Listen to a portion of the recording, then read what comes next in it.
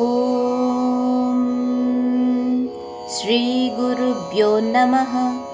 ఓం శ్రీ పరమాత్మనే నమః. జై శ్రీకృష్ణ.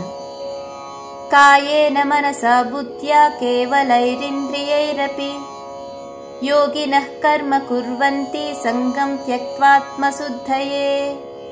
11వ శ్లోకం యొక్క భావాన్ని పరిశీలించినట్లయితే, యోగులు మమకారాసక్తులు విడిచిపెట్టి కేవలం ఆత్మశుద్ధి కోసం మాత్రమే శరీరము, మనస్సు, ఇంద్రియములు మరియు బుద్ధులతో కర్మలను ఆచరిస్తూ ఉంటారు అర్జున. యుక్తః కర్మఫలం త్యక్త్వా శాంతిమాప్నోతి నైష్టికీం అయుక్తః కామకారేణ ఫలే సక్తో నిబధ్యతే. 12వ శ్లోకం యొక్క భావాన్ని పరిశీలించినట్లయితే, అన్ని క్రియాకలాపములు ఫలితములను భగవంతునికే అర్పితం చేసి కర్మయోగులు శాశ్వతమైన శాంతిని పొందుతారు అర్జున. అదే సమయంలో తమ కామముచే అంటే కోరికలచే ప్రేరేపింపబడిన స్వార్థ ప్రయోజనం కోసం పనిచేసేవారు కర్మబంధములలో చిక్కుకుంటారు. ఎందుకంటే వారు కర్మ ఫలములపై ఆసక్తి కలిగి ఉంటారు అర్జున.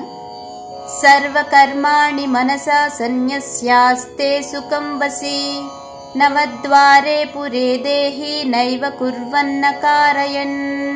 13వ శ్లోకం యొక్క భావాన్ని పరిశీలించినట్లయితే, ఆత్మ నిగ్రహము, వైరాగ్యము ఉన్న జీవాత్మలు తాము దేనికి కర్త కాదని, దేనికి కారణము కాదని తెలుసుకుని ఈ యొక్క 9 ద్వారములు కల నగరములో సంతోషంగా ఉంటారు అర్జున. న కర్తృత్వం న కర్మాణి లోకస్య సృజతి ప్రభుః న కర్మఫల సంయోగం స్వభావస్తు ప్రవర్తతే. 14వ శ్లోకం యొక్క భావాన్ని పరిశీలించినట్లయితే, కర్తృత్వ భావన కానీ కర్మల స్వభావం కానీ భగవంతునిచే సృష్టించబడవు అర్జున. కర్మఫలములను సృష్టించేది కూడా ఆయన కాదు. భౌతిక ప్రకృతి గుణములే వీటన్నిటిని ప్రవర్తించేలా చేస్తాయి అర్జున. నాదత్తే కస్యచిత్ పాపం నచైవ సుకృతం విభుః అజ్ఞానేనావృతం జ్ఞానం తేన ముహ్యంతి జంతవః. 15వ శ్లోకం యొక్క భావాన్ని పరిశీలించినట్లయితే, సర్వాంతర్యామి అయిన భగవంతుడు ఏ ఒక్కని పాపపు లేదా పుణ్యకర్మల యందు కూడా పాలు పంచుకోడు.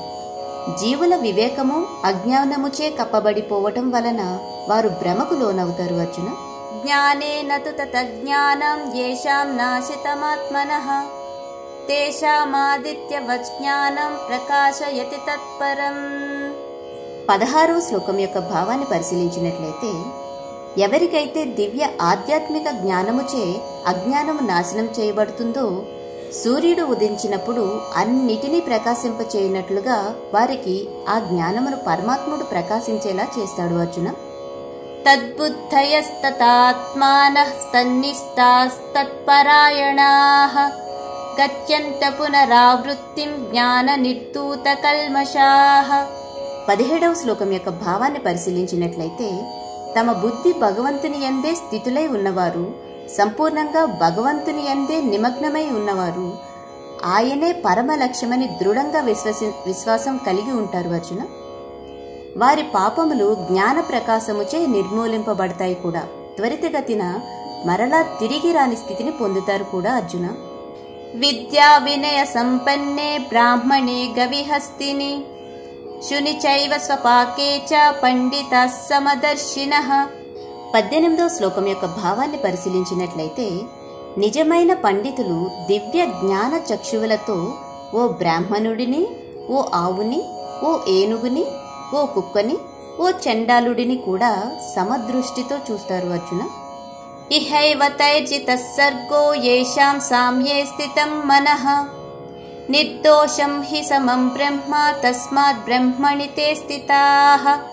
19వ శ్లోకం యొక్క భావాన్ని పరిశీలించినట్లయితే, సమదృష్టి యందు సంపూర్ణ మనసుతో స్థితులైన వారు ఈ జన్మలోనే జనన మరణ చక్రములను జయిస్తారు అర్జున. వారు భగవంతుని యొక్క దోషరహిత గుణములను కలిగి ఉంటారు కాబట్టి పరమ సత్యమునందే స్థితులై ఉంటారు అర్జున. న ప్రహృష్యేత్ ప్రియం ప్రాప్య నోద్విజేత్ ప్రాప్య చ ప్రియం స్థిరబుద్ధిర సమ్మూఢః బ్రహ్మవిద్ బ్రహ్మణి స్థితః.